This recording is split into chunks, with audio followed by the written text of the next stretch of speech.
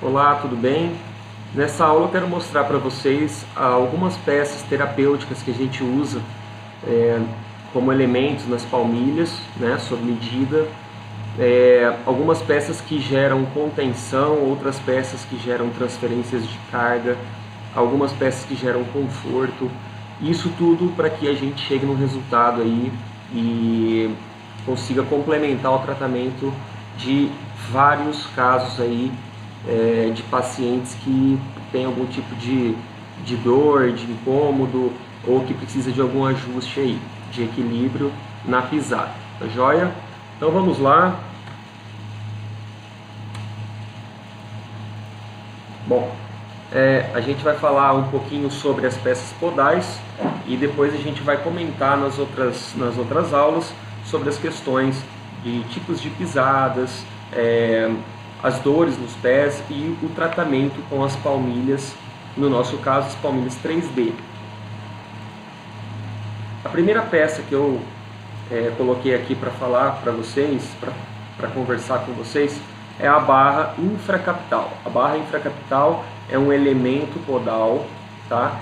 Ele é colocado abaixo das cabeças metatarsianas, dá para ver aqui na figura, né, na imagem. A gente tem então um elemento que vai de um lado, né, de uma lateral até a outra, sempre abaixo das cabeças metatarsianas. Geralmente esse elemento ele tem 3 a 4 milímetros, isso não impede que o elemento possa ser menor ou maior, tá? Mas geralmente ele tem essa característica de espessura, de 3 a 4 milímetros. Essa é uma peça que geralmente a gente usa ela macia, tá? Uma peça confortável, para que não gere atrito nas cabeças metatarsianas quando a pessoa então faz o movimento da marcha, tá? Para que não tenha atrito nas cabeças metatarsianas ali na região de pele, região de coxim macio ou na região da própria parte óssea, né? Vendo que as cabeças metatarsianas elas são um pouco mais proeminentes. Então essa peça, né, a barra infracapital, ela gera um estímulo de retropulsão, né, de posteriorização de tronco. Quando ela é colocada de forma bilateral, ou seja, se a gente coloca essa peça nos dois pés, a gente promove então uma retropulsão, tá? Vou ficar aqui de lado para vocês. Quando eu coloco uma barra infracapital na podoposturologia, eles acreditam que essa peça ela faz com que o corpo se dirija um pouquinho para trás, ela faz uma retropulsão do corpo. Quando então a pessoa tem uma rotação de tronco, uma rotação de quadril, por exemplo, a gente pode usar essa peça de forma unilateral. Se a pessoa tem uma anteriorização de quadril à direita, a gente coloca uma barra infracapital, desde que a gente, na avaliação, na baropodometria, a gente faz a detecção de alguma dessa alteração, né, e o propósito seja esse, a gente coloca uma barra infracapital, então, do lado direito, no pé direito do paciente, e o paciente, então, ele faz uma retropulsão, uma posteriorização daquele hemicorpo onde está posicionada a peça infracapital.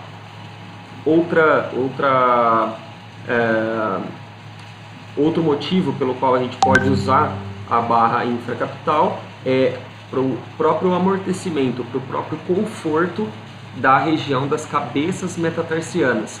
Então, se a pessoa te procura e ela apresenta uma dor no antepé, por exemplo, a gente sabe que uma barra infracapital macia, soft, ela ajuda a deixar mais confortável a região então das cabeças metatarsianas.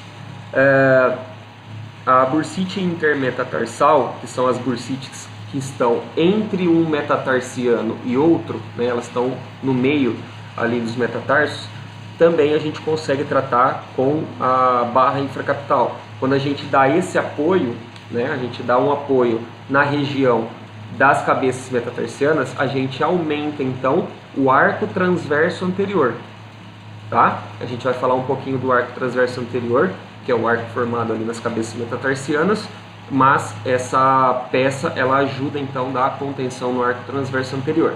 Ela é muito importante, muito legal também no tratamento para os dedos em garra, tá? Então a pessoa quando tem dedos em garra, a gente dá um apoio abaixo das cabeças metatarsianas e a gente consegue melhorar a disposição entre a base do metatarso e a falange proximal, diminuindo então a extensão dos dedos.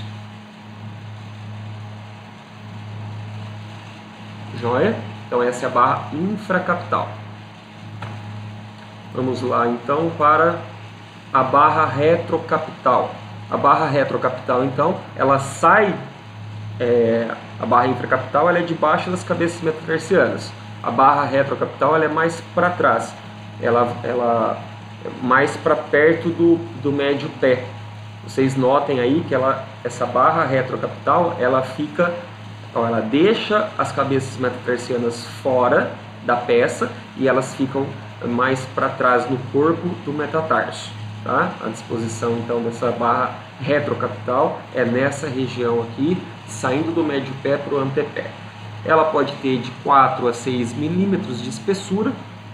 Claro que isso não é um padrão, não é generalizado, mas existe mais ou menos essas alturas que são confortáveis e que geram uma efetividade bacana aí, nos pés dos pacientes. Que tem pé cavo, que tem metatarsalgias, tá? É uma peça bem anatômica, bem fácil de adaptar e muito confortável para ser usada. As indicações então para a barra retrocapital são pé cavo, né? Porque ela faz um preenchimento daquela região que tem pouco contato com o solo. As metatarsalgias, então dores nas cabeças metatarsianas, se a gente coloca alguma coisa mais elevada na região retrocapital, né, atrás das cabeças metatarsianas, quando esse pé ele encosta no chão, essa região retrocapital ela tem mais apoio, deixando livre as cabeças metatarsianas e melhorando as dores mecânicas, as dores por esforço, onde tem atrito ali no antepé. Pés cavos com sintomas de metatarsalgias, são muito bacanas aí a gente usar as barras retrocapitais. As barras retrocapitais, então, elas ajudam na contenção do arco transverso anterior, que é o arco formado pelas cabeças metatarsianas. É um arco que a gente vai mostrar nas próximas aulas. Botão retrocapital, também disposto atrás, abaixo das cabeças, atrás das cabeças metatarsianas. Ela não fica embaixo da cabeça metatarsiana, ela fica retrocapital, ela fica no corpo do metatarso e ela ajuda também a elevar o arco transverso anterior, diminuindo assim o atrito mecânico nas cabeças metatarsianas e melhorando as dores, né?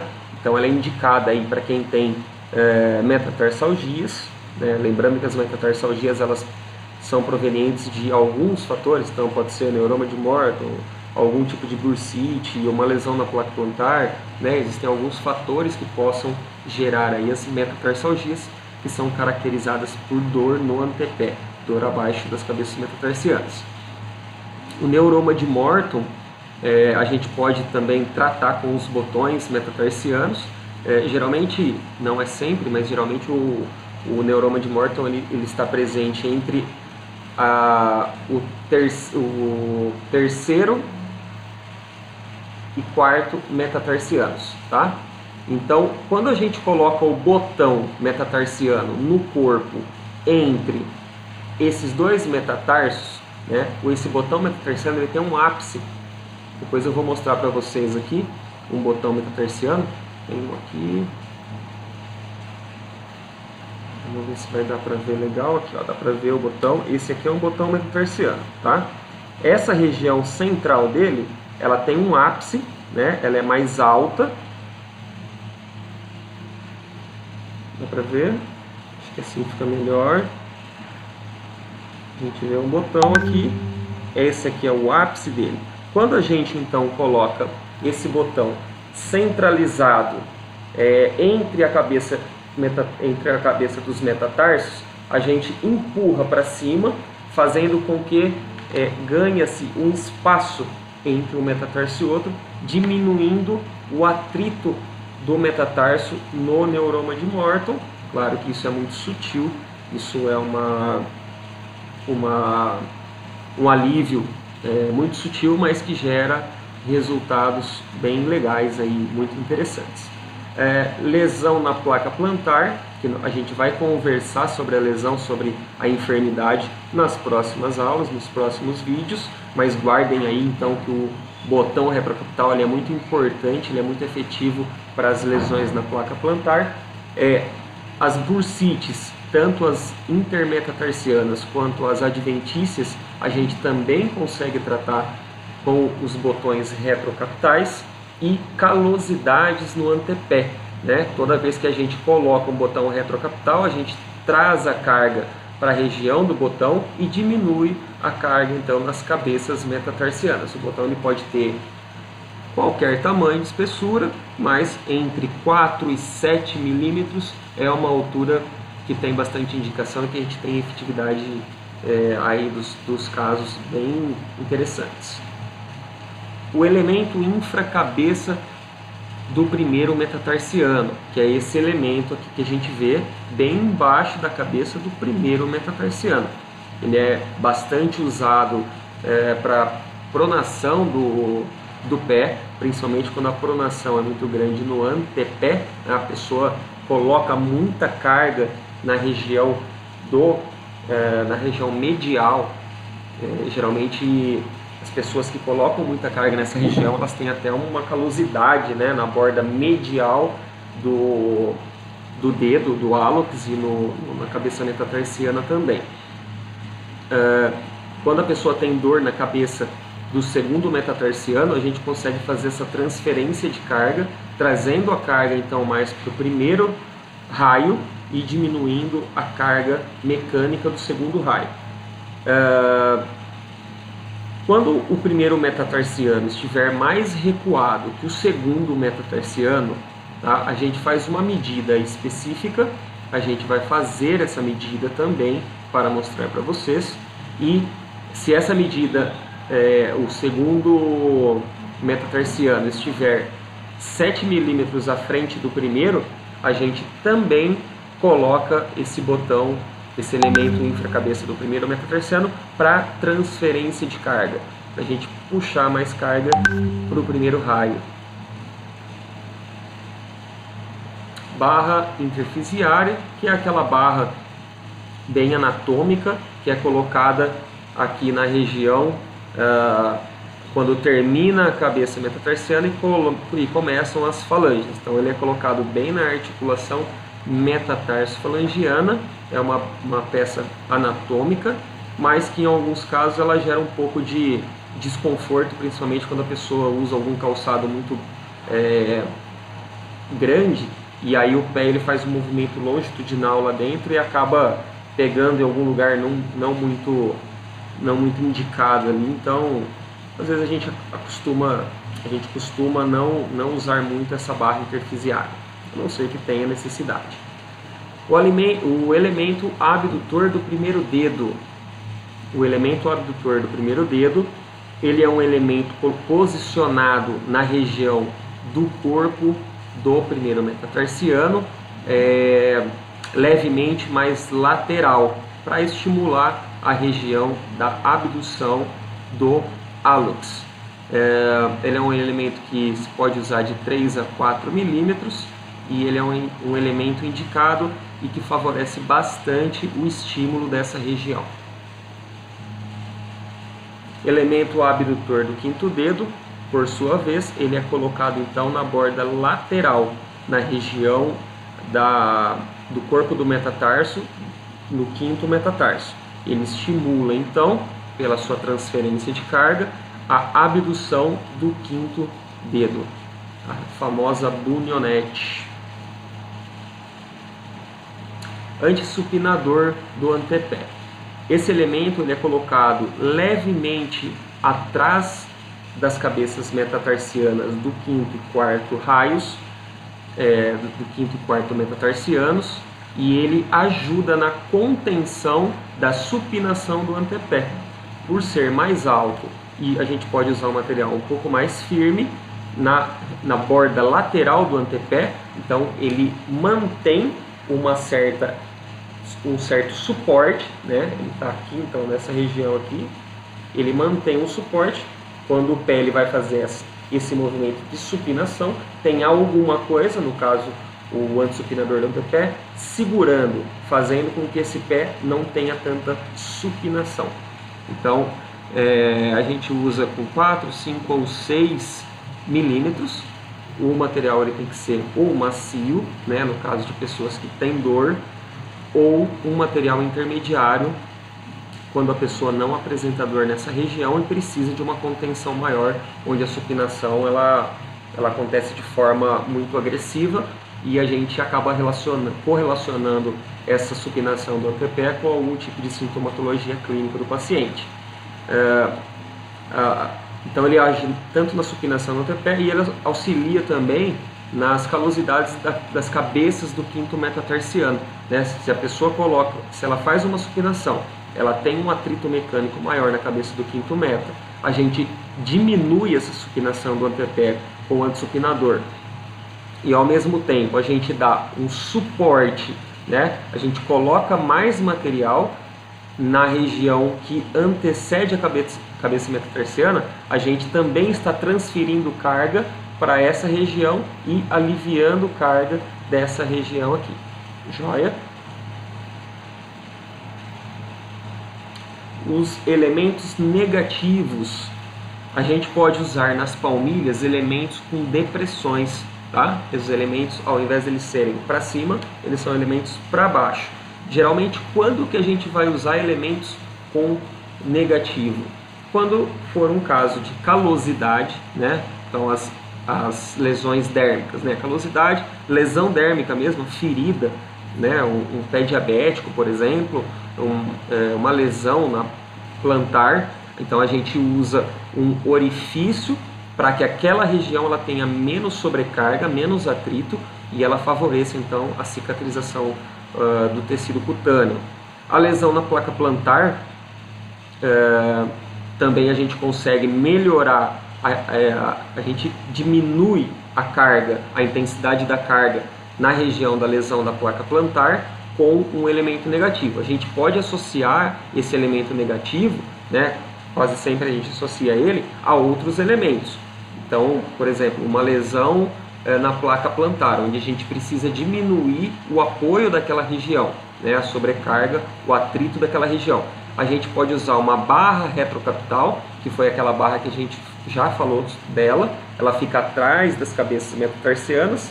Então vamos supor aqui, vou fazer um desenho.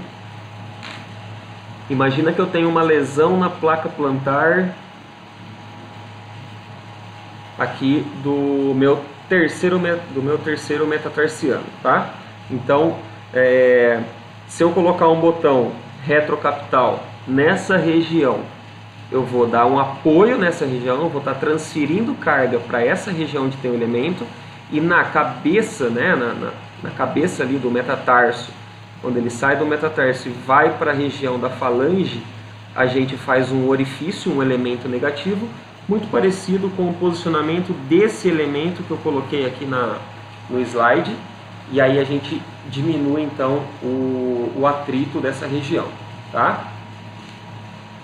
É um elemento muito interessante, a gente pode usar esse elemento também no calcânio, para esporão de calcânio. A gente pode usar em calosidades na borda lateral do médio pé, na borda lateral do antepé. Então, onde a gente achar que deve colocar uma depressão para aliviar atrito, a gente pode usar o elemento negativo.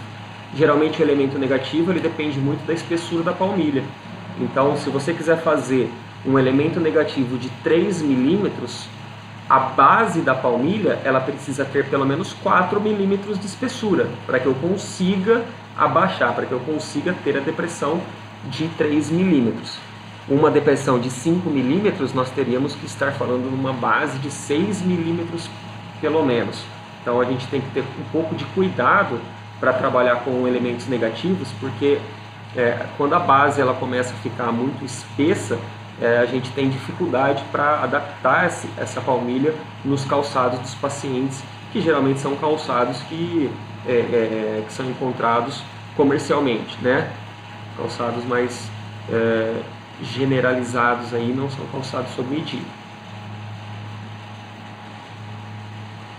Esse elemento negativo a gente usa muito com lesão dérmica para paciente diabético, com mal perfurante plantar. O arco longitudinal medial, ou o arco plantar medial, ou a hemicúpula medial, que é esse elemento que faz a sustentação do arco longitudinal medial, certo?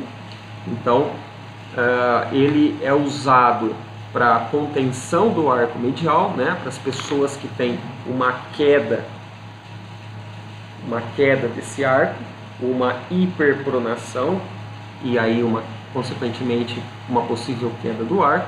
Ele ajuda na contenção da pronação, ele serve como um preenchimento do arco medial. Então as pessoas que têm o pé muito cavo, né, a pessoa tem o pé muito cavo e a gente nota que esse pé cavo tanto no exame clínico visual quanto na baropodometria estática e dinâmica, por exemplo, a gente sabe que um apoio do arco plantar ele ajuda na dissipação de energia, na dissipação de carga na face plantar. Isso ajuda, por exemplo, no equilíbrio das pressões plantares e calosidades de antepé e retropé. É muito usado para fascite plantar, insuficiência de tibial posterior e anterior e nas calosidades, porque ele ajuda então a equilibrar toda a energia que é colocada no pé. O apoio da abóbada plantar, né, o apoio dos três arcos, que são o arco longitudinal medial, o arco longitudinal lateral e o arco transverso anterior. Então, esse elemento aqui, né, esse apoio, ele é muito anatômico. Ele é um elemento que se encaixa perfeitamente em várias situações. E esse elemento, ele torna-se, então, muito efetivo em vários tipos de enfermidades. E por ele fazer esse preenchimento da abóbada plantar, ele gera, então, uma dissipação da carga, né? Ele ajuda a dissipar a carga na face plantar. Ele é um elemento muito confortável e ele é um elemento que ele ajuda nas calosidades.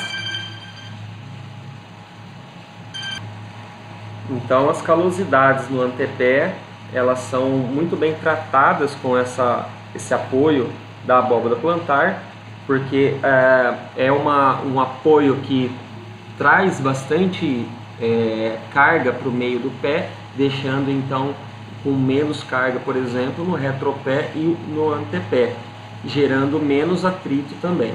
Uma peça muito confortável, como eu já disse. Muito usada essa peça para as metatarsalgias, por conta desse apoio, dessa transferência de carga, fascite plantar e a própria contenção dos três arcos. Ela é uma peça que a gente costuma usá-la do material macio, tá? Para que ela não gere, por exemplo, um enrijecimento do meio do pé.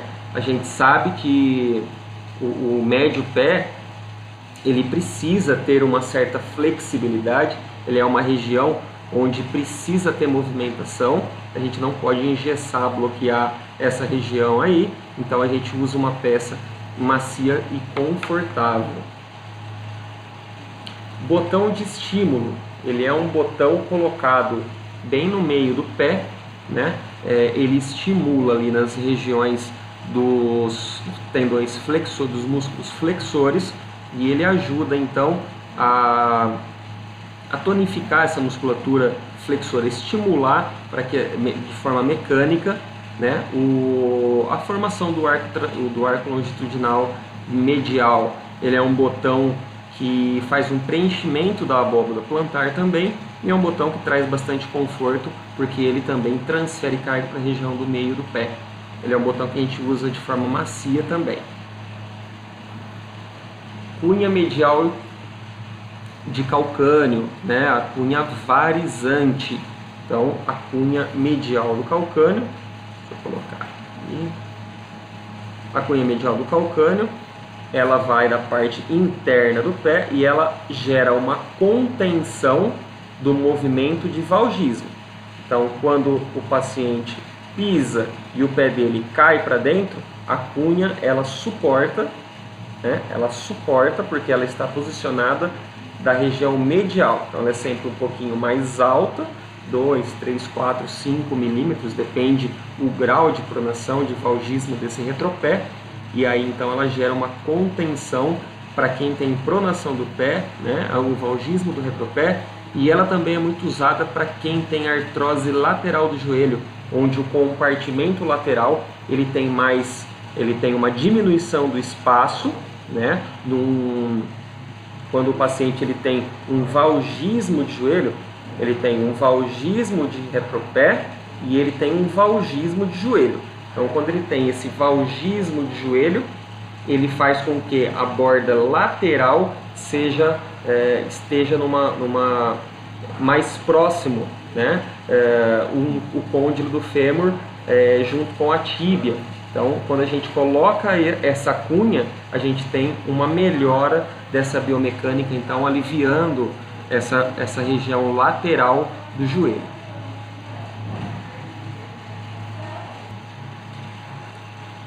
Bom, a cunha lateral do calcâneo, então, né, ela vai na região lateral, ela é uma cunha valgizante, ela joga o pé para dentro. Então, vamos imaginar aqui o pé esquerdo, e a gente coloca uma cunha lateral na borda lateral do calcâneo, ela joga o pé então, né, ela faz essa força e joga o pé para interno, para valgo, né? Na verdade, essa cunha ela também pode ser de 2, 3, 4, 5, 6 milímetros, depende da necessidade de cada paciente. Ela promove uma contenção do varismo, então ela é principalmente usada para retropé varo, né, para aquelas pisadas supinadas, onde necessitam de algum ajuste biomecânico, e elas são muito importantes e a gente tem resultados muito bacanas, né, e muito encaminhamento de médicos ortopedistas para quem tem artrose medial no joelho, as cunhas laterais de calcânio, tá? Por quê? Porque ela joga, então vamos lá, agora o direito, tá? Se eu coloco uma cunha lateral e faço uma força para o pé valgizar, o joelho, por sua vez, também ele realinha, diminuindo o atrito do compartimento medial do joelho. A gente tem efetividades bem bacanas, assim, os pacientes eles colocam a palmilha e já começam a sentir uma melhora na dor. A barra lateral inteira, ela pode ir até o antepé ou ela pode ir inteira. Geralmente a gente tem que tomar um pouco de cuidado quando vai fazer inteira, para que ela não fique apertando o dedinho, né, o quinto e o quarto dedos, no calçado da pessoa, porque o calçado ele tem uma limitação de área interna. Então a gente tem que tomar cuidado um pouco com essa questão técnica aí, tá? A barra lateral ela já é para um caso de varismo, né, um caso de supinação um pouco mais acentuada, onde a gente precisa dar contenção em retropé, médio pé e antepé. E ela serve praticamente para as mesmas, ela faz a mesma função da cunha lateral, porém ela é uma peça que eu acabo usando, né, eu particularmente acabo usando quando o grau de varismo, o grau de supinação do paciente, ele está muito severo e eu percebo que precisa ser ajustado aí. Estabilizador de calcânio. O estabilizador de calcânio é uma peça como se fosse uma ferradura, né, que ela vai atrás nas bordas do calcânio, permitindo que o calcânio se encaixe, né, o centro do calcânio, ele se encaixa no centro do estabilizador, e aí o estabilizador ele equilibra. Então, se a pessoa vai fazer, por exemplo, um movimento de pronação, aqui tem uma borda dando contenção. Se o movimento é de supinação, aqui do lado de fora também tem uma borda dando essa contenção. Deixa eu ver aqui. Aqui eu tenho uma palmilha com um estabilizador de calcânio. Vocês percebam aqui, ó, que o centro é mais fundo e essa região aqui, ó, ela é mais elevada, ó. Essa região é mais elevada e essa região é mais elevada. Então, quando a pessoa coloca o calcânio aqui no meio, a borda lateral do calcânio, ela fica apoiada no estabilizador e o centro do calcânio ele fica com menos apoio. A gente usa bastante o estabilizador de calcânio para estabilizar o calcânio na pisada, em pronação ou supinação, e quando você percebe que o paciente de maneira estática está de uma forma, dinâmica acontece outra, então você fica ali, né, existe uma instabilidade, uma falta de equilíbrio nesse acontecimento. Então o estabilizador é muito bacana. E é muito legal também para o esporão, né, para a fascite plantar, para o esporão de calcânio, pensando que a fascite plantar, ela, né, a face ela tem origem ali na tuberosidade do calcânio, e geralmente quando a pessoa pisa, né, principalmente pela manhã, sente aquela dor.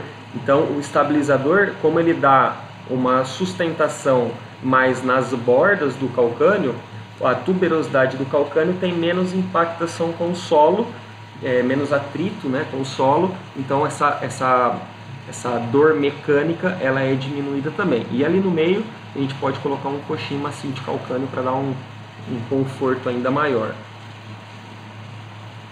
A taloneta de compensação, né, quando a gente fala então de discrepância de membros inferiores, muitas questões estão relacionadas às discrepâncias, quando palmilhar, quando usar uma compensação, quando não usar.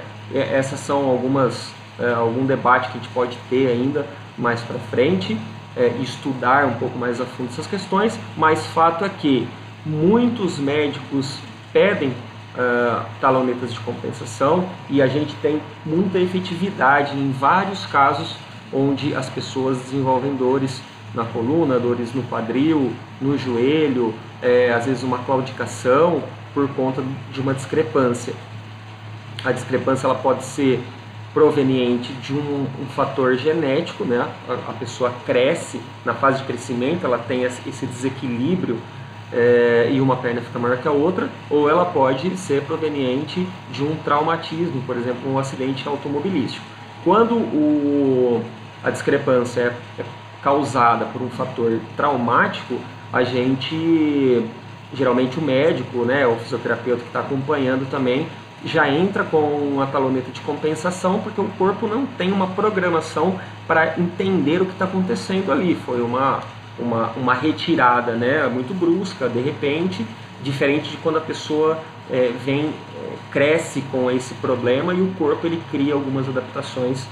Então precisa ter um pouco mais de cuidado quando se for colocar uma taloneta de compensação, até mesmo a altura que vai ser colocada aí.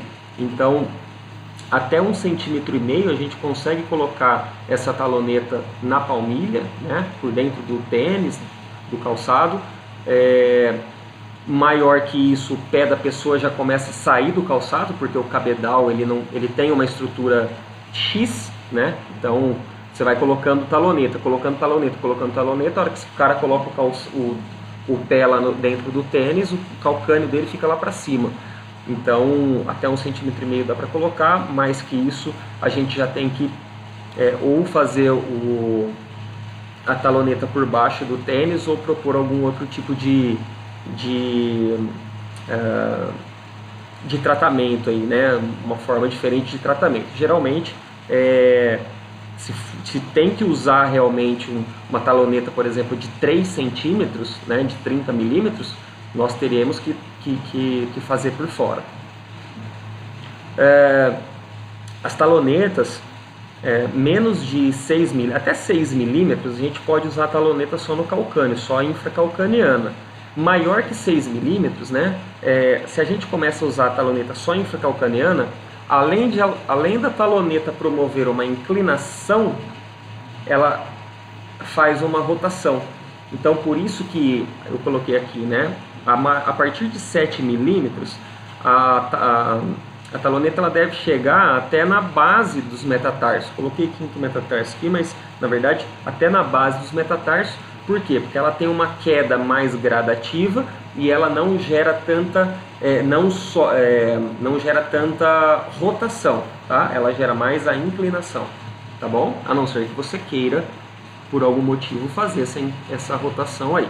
As talonetas, quando elas são colocadas de forma bilateral, elas geram uma anteropulsão, elas jogam o corpo para frente. A sobrecarga ela é mais imposta nos antepés, tá? Tratamentos para tendão de Aquiles, né? Tenossinovites, para outras condições aí, do aquileu, quando a gente usa uma taloneta, a gente diminui então a tensão gerada na inserção ali do aquileu, melhorando algumas dores. Claro que tudo isso tem que ser muito sincronizado com o tratamento que o paciente já vem fazendo. Bom, então eu acho que eu dei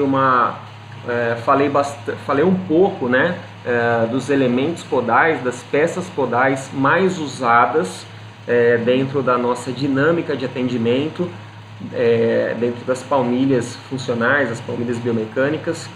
Muitas outras peças podem ser elaboradas diante de necessidades especiais, mas essas peças aí são as peças que comumente a gente tem mais relação no nosso dia a dia.